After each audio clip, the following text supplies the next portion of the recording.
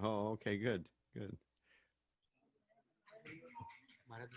Yeah, How is everybody there? we are hanging in there, Maharaj. Mm-hmm. I can see there's a picture of Advaita Priya there. Yes, and we can see you are at the beach. Yeah, I know. Yesterday I did a conference. I gave Bhagavatam class on WhatsApp, and it was very spotty and messy. So I was working with the Russian devotees, and I said, "Well, why don't we try to use Zoom?" And so we tried to set up Zoom, and it worked for some, but it didn't work for others. And after we finished up, I was messing around with doing my own channel on Zoom, and they had these backdrops, and I thought, really, how does this work? And then, and then I thought I had to have a green screen or something like that, but no, it just looks like I'm at a beach somewhere. But if I move my hand, you can see that there's something else behind, there. That's what my room looks like, but it looks like I'm at a beach somewhere. You think I moved to Hawaii. Move your hand here. Nobody can recognize where you are. Yeah, yeah, like that. See how that you can see my picture behind me in my room. But actually, this looks better because it's less cluttered than my room. So it has a. Okay, Maharaj.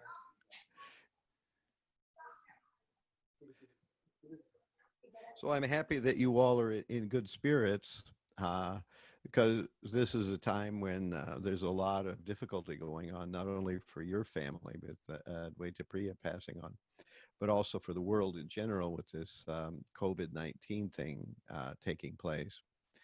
About 4 days ago, I talked with Gauranga Prema, Hmm. who is Rompad Swami disciple. He's Russian and he lives in Sheepshead Bay with his parents.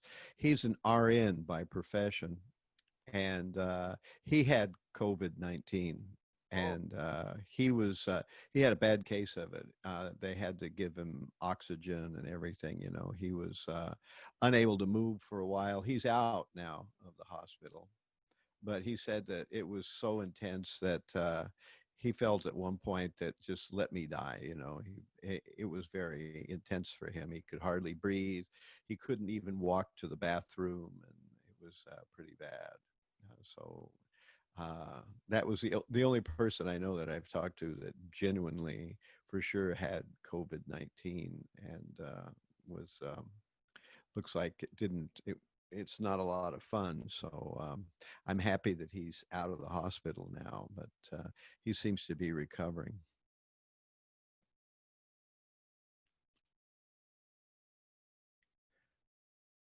One of the things that I was mentioning when we were talking with Mayapur on the telephone about an hour and a half ago was that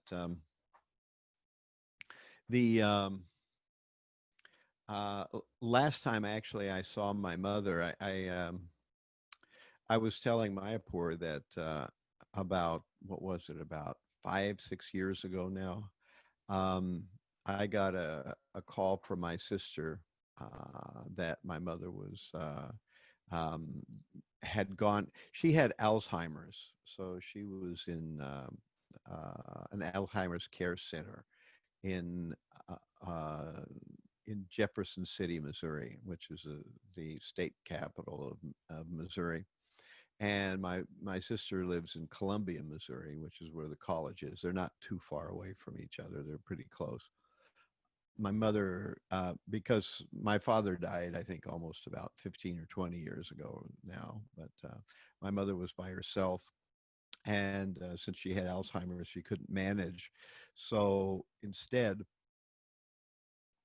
um, my sister um, also she's not married. My sister's not married, and she works full time too, so she couldn't deal with my managing anything for my mother. So she was in a Alzheimer's care center, and she got sick. Something, I don't know, it might have been pneumonia, it might have been something else she had, and she went to the hospital, and my sister called me saying that she might leave her body. So I flew all the way from New York City to Columbia, Missouri. And when I got there, my mother was in the ICU, and she was all hooked up with lots of wires and other devices, and she was totally unconscious. I waited for about 2 hours in the ICU, and my mother never regained any kind of consciousness whatsoever. So I finally went, and I stayed with my sister for about 4 days. And during that entire time, my mother never came to any kind of consciousness. She was just, um, I don't know whether she was comatose or she was just unconscious for in some other way. But I, I thought maybe I would see her. And then after about 4 days, I just had to come back to New York. I couldn't stay there any longer. So I did. And when I came back to New York, my sister called me when I got back to New York saying that my mother had done a pretty good recovery, and they had said that pretty much everything was fine, and she was out of the hospital, out of the ICU, and she was back in the Alzheimer's Care Center. And she had made a pretty good recovery. And then about a day later, my sister called again and said that suddenly my mother had just died. That she turned around, and then the next day or two, she just went again the other way, and this time she just left her body. Now, what I was beginning to say was that about a year or two before that, I had visited my sister and mother in Missouri when my mother wasn't so sick. And she was in this Alzheimer's care center. And by that time, the Alzheimer's had come to the stage where my mother didn't recognize me at all. She didn't know who I was. But there was an interesting story there because the previous years when I'd gone to visit, my mother was not at all happy about Krishna consciousness. She was very negative, and there was only two things we could do. Either we would have big long arguments, or there would be this icy silence. One of the two things would be happening. There was never any really kind of nice interchanges for the most part. It was just this icy silence, or a really philosophically unsatisfying sort of nasty argument. And it was hard for me to be around her. I couldn't stand to be um, there for any longer than a day. That's about all I could take of it. So I would just spend a day there, and then I would go. I would see my mother every 2 or 3 years. I would fly out there, and that was the way it went. And then she got Alzheimer's. And so when I went to see her this time with Alzheimer's, she didn't know who I was. But the interesting thing was, although she didn't know who I was, she liked me, which was good. It was a refreshing change from the way that it had been before, where actually instead of having all these nasty interactions, she was very open and warm, and we talked some, and then at a certain point, I had to leave. I had to go away from Columbia, Missouri, or for Jefferson City in this case. I had to leave, and when I left, my mother grabbed my hand and said, "Oh, it was so nice to have met you." And and I thought, well, that's pretty appropriate, actually. That we are as souls wandering through these universes as entities, and we take birth in various families, and we have various kinds of relationships. But actually, it is like that, that we know each other to some extent, and we don't know really who we are. And even as we're devotees, we don't know what our whole story is. We just know that we are trying to become more Krishna conscious. And so uh, I it sort of took away the nasty feeling that I had, started to develop more and more over the years of interacting with my mother in a very sort of unfriendly, unhappy way. It was so difficult for a long time to go there and to spend any time with her. My early, remembrances of my mother were always very good, but when I came to Krishna consciousness, that's when everything went bad. My mother wasn't happy about that at all. My father, not so much. He wasn't that disturbed about it, but my mother was. And so that's why eventually it became hard for me to spend time with her. But then it was like Krishna arranged some kind of interesting switcheroo or interesting change that allowed me to have finally some good memories of my mother before she passed on. And it was a very happy meeting. And then, of course, a couple of years later was when I flew out there and she was, in the ICU and not conscious. And then she left her body while I was on the other side of the continent in New York City. So there's no way I could have flown out fast enough to have been able to see her leave her body. I wasn't there for my father's passing nor for his funeral either for similar reasons. So that's kind of what I remember about the whole situation. It's an interesting, like a book with many chapters. Our lives are not just the one chapter in this lifetime, but what we've been in previous lifetimes and where we'll go in future lifetimes. This is a long story, and we go from one lifetime to the next.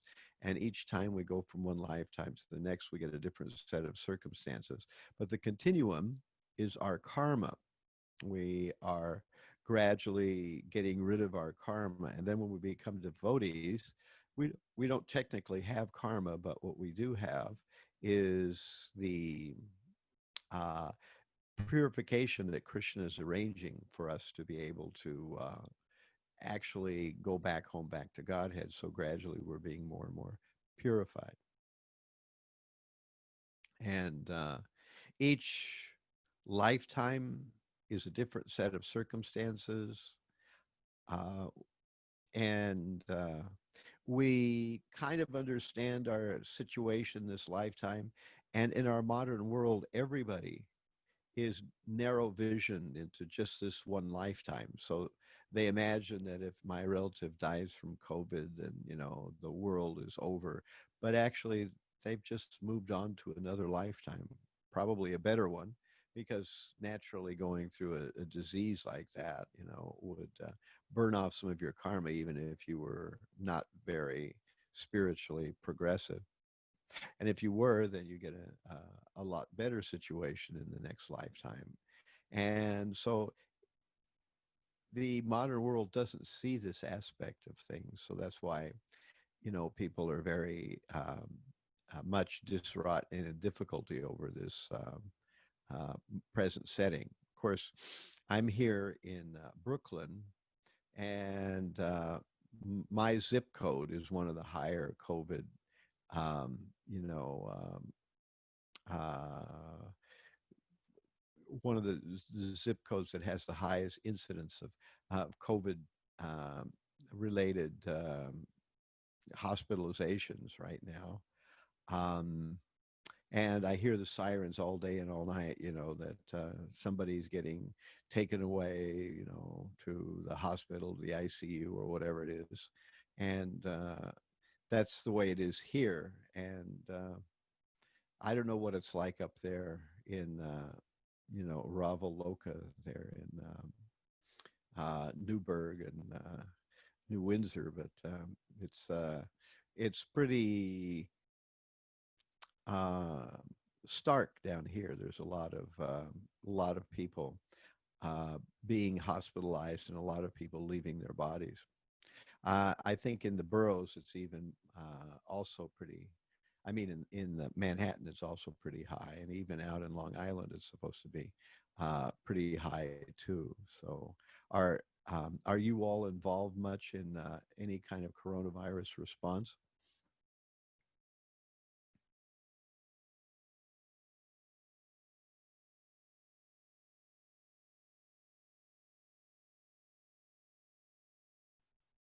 I guess everybody's muted.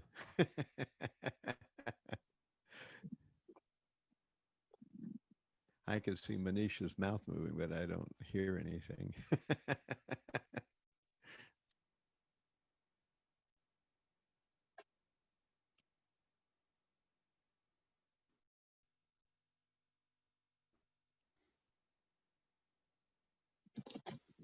We can't hear. What's that? I'm saying, Manish Prabhu, we cannot hear. Okay, okay. But what about Okay. now? Okay. Can you hear us? Now we can hear. You can So hear me, but I can't. I Purchandra told you. Can you hear me? Can you hear us, Maharaj? Yeah, now I can hear you. So my Purchandra told you, Maharaj, but it was like, it is like, like I said, when you call me, I'm having so many spiritual experiences. So I'll be very brief for the people because they want to hear you. But since you asked the question, it was a debate between me and our family. We had like, discussion that my father was in India. So we decided whether we should bring him here or so I was like being a material doctor. I thought the ventilator facility and everything is better here. So just in case if he gets a COVID, he'll be better here. So it was my medical blunder, just listen me out. So and then my Purchandra said he wanted to read with him. So it's better be here though. So in India because he's getting older and my other India family, there is only one brother. Here we are four. So one of us can sit down with him and read. So that's why we brought him here. And Harina Mandal was in opinion that we should not bring him here because it's dangerous.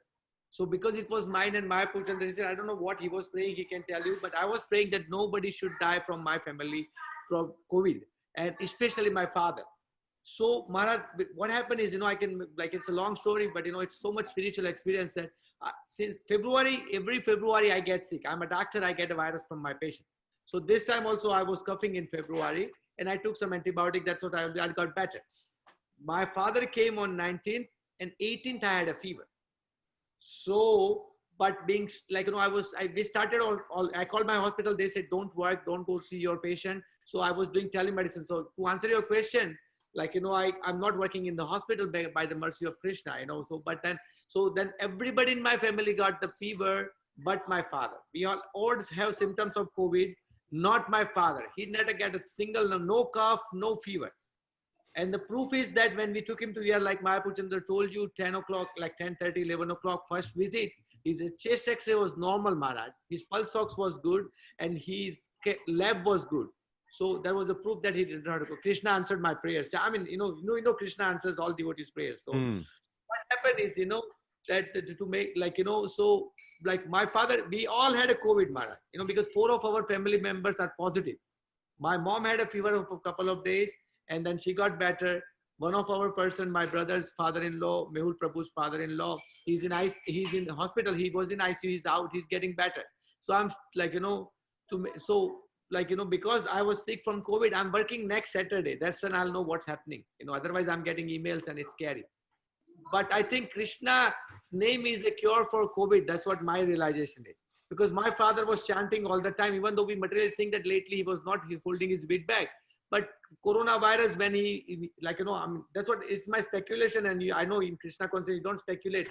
But I think coronavirus was getting liberated because of my prayers. It didn't affect my father. That's what I'm like, no, that's what I'm understanding. But you know better. Now I'm going to mute my mic so you know better. Okay. No, it sounds like a very good realization. We're just trying to focus on Krishna come whatever. And I think in one sense, if you're a devotee, it doesn't really matter that much where you die or under what circumstances. Krishna has some arrangement, and that's the way things work out according to Krishna's plan. I'm happy that you all went through it. I think also I had something. Every year I get the flu. when I come back from India. It's almost every year thing. I usually get sick when the weather goes from cold to hot, and also when the weather goes from hot to cold. So I usually get two every year. So I was really, really. Uh, Usually, I get the flu already when I'm in India, and I bring it back, and then I kind of nurse my way through it. Uh, Last year in 2019, in the early part of the year, I got really something intense in India. For 2 days, I couldn't even get out of bed. It was just such an intense headache, and it was really bad. And then the day after that, I had to fly. But the whatever it was that I had in 2019, it broke, and I was able to get on the plane, and then it was kind of all right. I flew back, and then I nursed my way through the next month. You know, it was almost a whole month I lost because of recovering from whatever it was that I got in India. And this year, I didn't really get anything in India. Usually I do. And about a week ago, um, I started to get something. I noticed that I was kind of lightheaded. I had kind of a funny uh, feeling in my body. I couldn't tell whether I had a fever or not. And then I got a sore throat, and then the sore throat got worse. I couldn't talk, and I thought, oh, it's either some flu or it's the COVID. I don't know which it was because I didn't get tested. I knew if you get tested, that's probably the surest way to get COVID if you don't have it already. But at any rate, uh, I decided just to see what would happen. It was getting kind of intense, and I did what I always do for my flus, which is I inhale steam. I usually get a little electric pot, and it produces some steam out the spout. And I put a towel over my head, and then I inhale into my lungs steam. And then I use what I learned on the internet, this kind of three kinds of oil: clove oil, cinnamon oil, and thyme oil. And I put them on a Q-tip, and I put it where the steam is coming out. And so I inhale that into my lungs. And that was helping a little bit. But this year, I did something different that I'd never done before. And that was one of the reasons why I wanted to run it by you all. Because about 3 years ago in Radha Govinda Mandir, when I was living there, um, I was also, coming back from India, and I had a flu of some kind.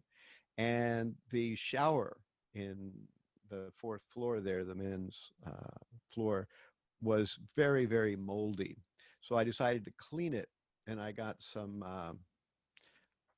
Clorox, and I got some scrub brushes, and I scrubbed all this mold on the walls of the shower. And it was kind of a very short, closed area. And the fumes were very intense, Uh, and I remember inhaling the fumes and thinking, wow, my eyes were stinging and watering. So I finally, when I finished, I got there, and then I noticed something strange, that the flu had almost disappeared, that it was just like somebody had turned the light off, and I thought, that's strange. And I didn't think anything about it. So,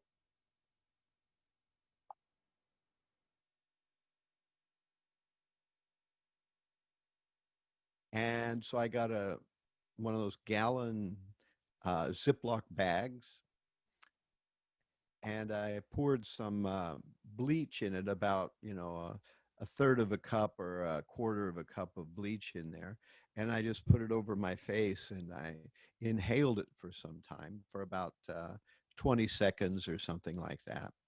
And right after that, my voice came back right away.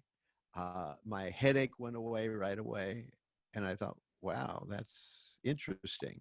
That maybe somehow or other, because I know that you know, when a person is using chlorine bleach or disinfectant like that, they certainly are sanitizing a countertop, or for what I was doing before, the years before when I was sanitizing the shower stall, that maybe it's doing something like that. Of course, there's no physical contact. It's just the fumes, and but the fumes are pretty intense, and it seemed to kind of pull back all the effects of whatever flu I had, almost like turning a switch off. So it's one of those crazy things that normally I wouldn't mention or talk about, but if there's something that might work as an effective remedy or effective strategy for this coronavirus, that might be an interesting thing that someone should go down that river. It's crazy, of course. You know, I know how crazy it sounds, but I felt I just had to say something, because with all the people dying, if there's some simple cure or some simple treatment, then at least someone should make an effort to see if maybe that might be effective on a larger scale. It could have just been me. It could be I don't have COVID. I had something else.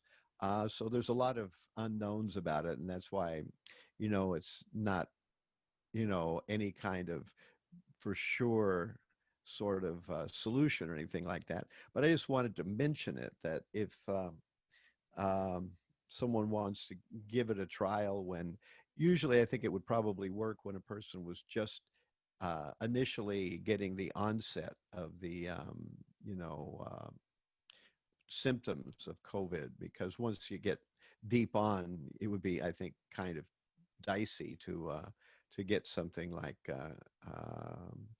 the fumes from chlorine, you know, in your lungs at that point. But when you're just coming on, it might be the thing that kind of buys you some time for your immune system to figure it out and deal with it. But you know, my immune system isn't the best in the world, and I'm over 65, so it says something, at any rate. So I just thought I'd mention that, just as a crazy, you know, by the way thing, because you all are doctors, and, and you know, maybe it's worth somebody exploring something like that. But any rate, all I know is that you know, Krishna has us all in his grasp, and we are trying to use this time to focus on Krishna. It's interesting that now I'm getting a chance to use those technologies that I've been trying to study to get to work with, you know, like Zoom and with um, YouTube and WhatsApp and all that, so that people are now having all these kind of virtual meetings. And I'm starting, as soon as I get free from a couple of other obligations and get caught up, I'm going to start doing some online classes this way, you know, with Zoom and with YouTube probably as well. So Hare Krishna.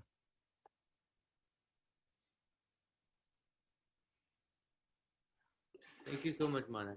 So, yeah, we'll look into Maharaj is so mysterious, like you said, you know, it's Krishna's ways, you know. So I mean, no matter, you know, there's nothing we can do right at this time, you know. Actually, we didn't did right anyhow to begin with. The world is like, you know, it's, you know, people, you know, when I talk to like, you know, my physician colleagues about this, they are not ready. So if the doctor, you know, if we don't tell that, like say the, you know, doctor, most of the doctors, unfortunately they don't believe in soul. You know, I was discussing in the meeting and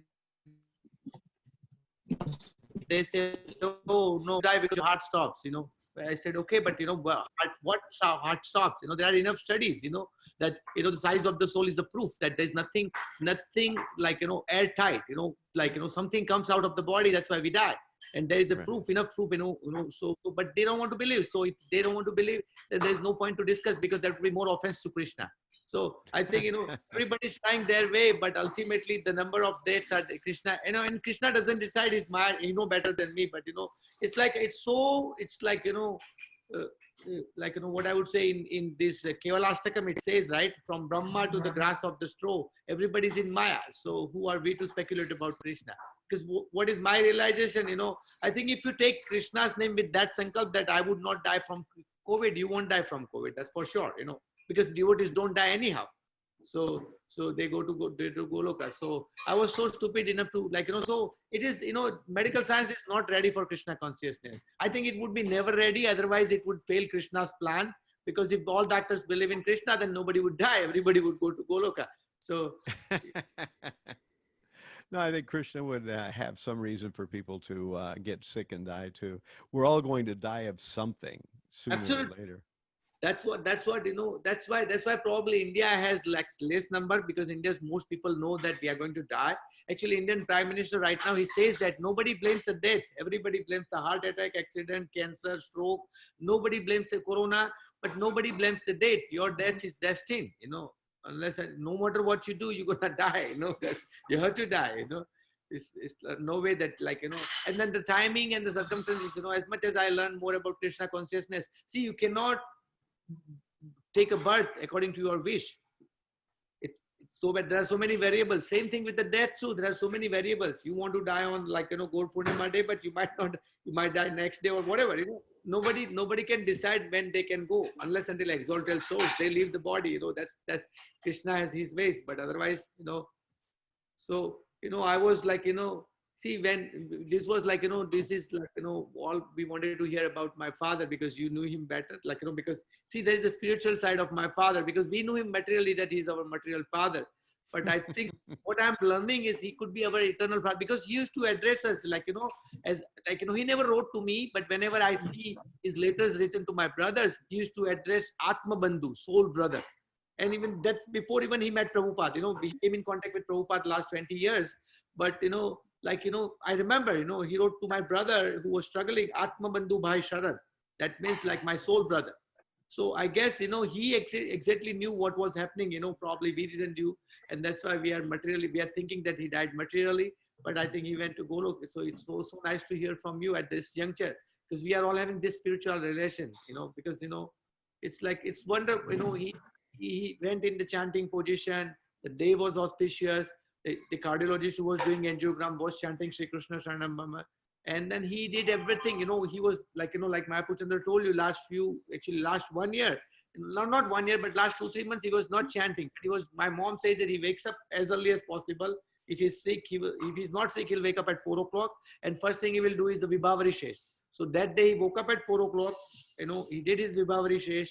And then he did all his morning, like Mahaprabhu Chandra told, he got up and dressed. See, because of his old age, he was getting irritable. So when he saw Jalangi Mataji having a conch shell, he said, oh, you do it. He made his face, and she wanted, but in a way, he was so tired that he was happy, but she still did that gesture. She did the Aarti, and he attended the whole Aarti.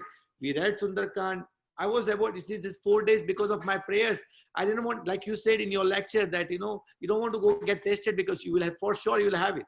So that's why I was not, that was my sin in my heart, that I don't want to pro Harinam on the right.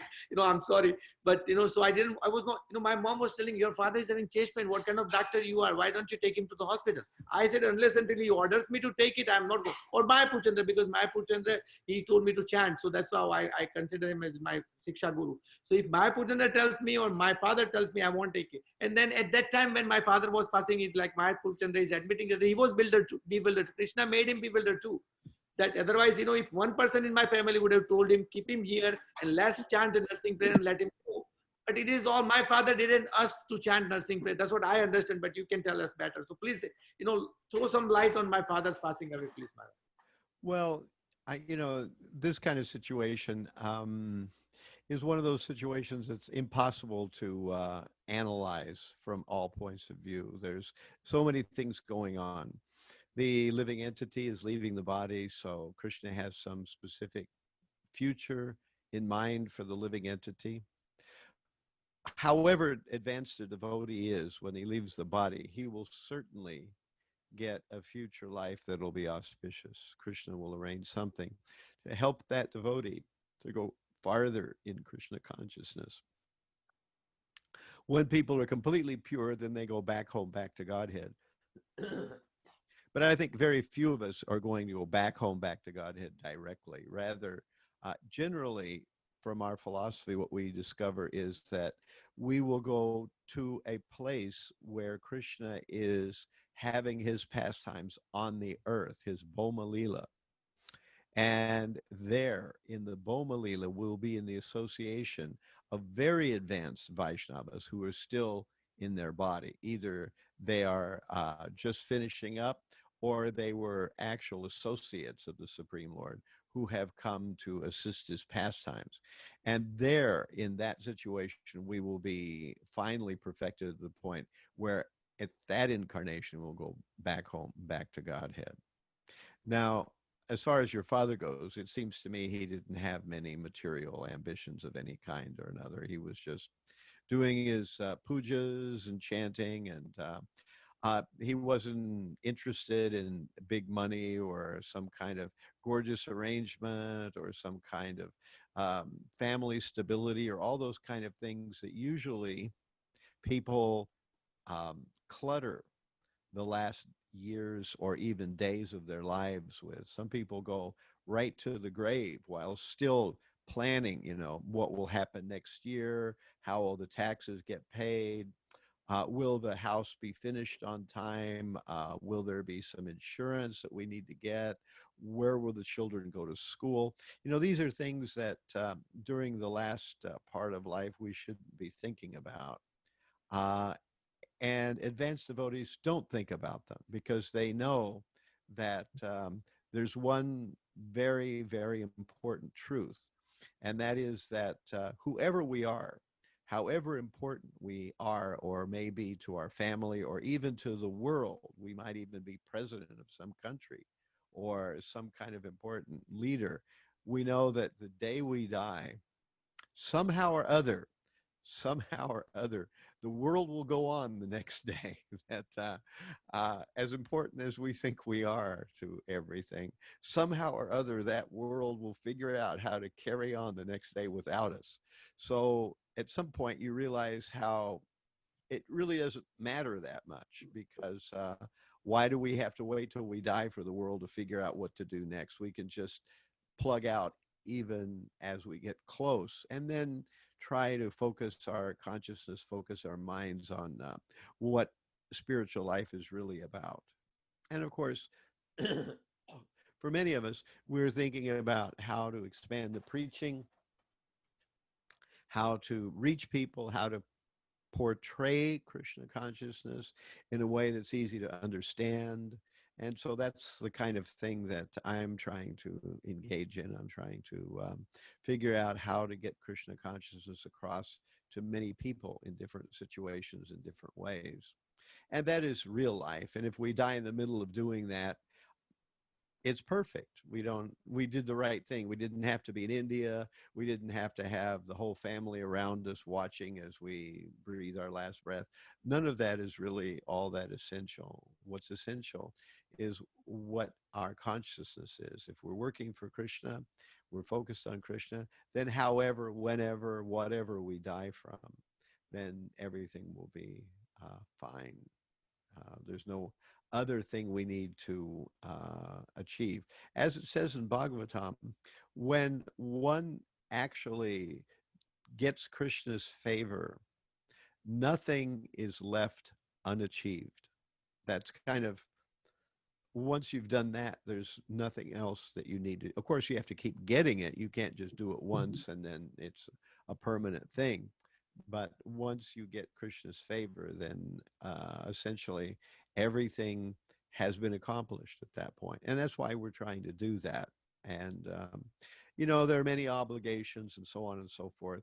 But as we go through life, we should try to focus less and less on our obligations, our jati dharma, our day-to-day duties, and more on our sanatan dharma, our eternal duties. So it takes a little bit of balance and it takes a little bit of getting used to. But as our years go on, we should try to work that more and more into our lives.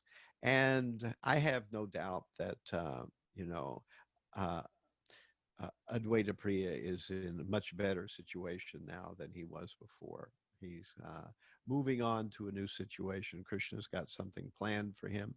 And that's really all we can know.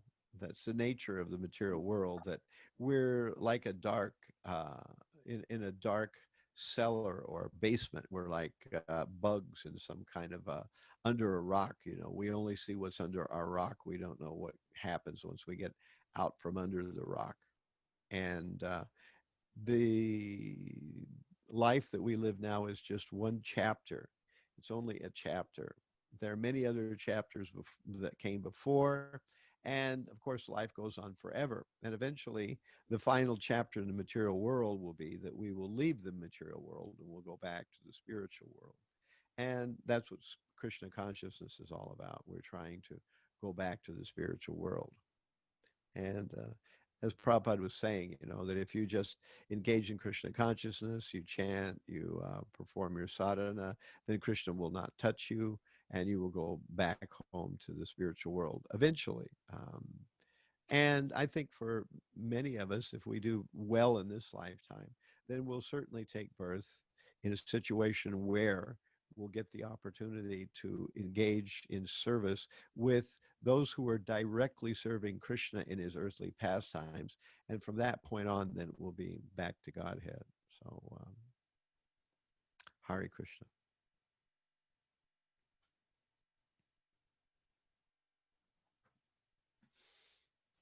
Thank you, Maharaj. That was very soothing. That was, it's beyond our control. How and when we leave the body, but Krishna is always under control. Krishna is, everything is always under his control. Yeah. So there is no reason for Krishna not to reciprocate our sincere service. Yeah, Right? I mean, he is the most kind of merciful, full of compassion. So he wouldn't look at our, I mean, that our heart is still fearful, or we have still some attachment, or I mean, he will look at our services and not look at it that we haven't been completely purified. I mean, I would think it that way. I don't know, but I mean, somehow, or who are we to judge another devotee's purity or sincerity? That is the dealing between him and Krishna. We shouldn't be, but when we are involved with taking care of the family member, we like to see them depart in a certain way. But Krishna could work anything out of the box. He doesn't have to work according to our understanding and our expectations. He could still be most merciful, and he could be still there when nobody can imagine or nobody can expect. Krishna can appear in your mind anytime. You don't need anybody, I mean, to induce him over there. So, I mean, we think that we could remind somebody, and we could take the solace, but ultimately if he wants to appear, he would appear. So that's where we kind of leave it over there. And I mean, we have, as I mentioned, my father's finger was like that. He left his bead at home, but when we went to give a final farewell, we gave a bath and all those things. His hand was sitting like that. Still with the bead bag standing position. Yeah, he didn't have bead bag, was at home, so he wasn't there like that. No, so Maharaj, medically it is rigor mortis. So probably when he left, pretending that he was chanting. I mean, not pretending, but he was. I mean, he was in chanting position. He was whatever the position you have at the time of when you leave the body, it stays like that. So he was still in that chanting mode. I mean, whatever. So because that was his. I mean, and then I mean we hear that the, I mean, scriptures, and we hear the Acharya's commentaries and all those things. So Krishna doesn't wait for his devotees. He doesn't like to. He doesn't like to take anybody in between. He actually rushes to his devotee. Whether, I mean, and that's what we are hoping for.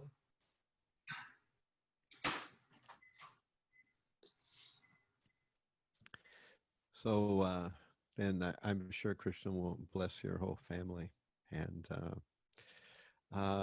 maybe we should have some kind of regular Zoom chats at some point. If you do, you do a Zoom outreach to anybody at this point from your house? Because we have been like this sangha is going on since my father departed, and it will go for another week.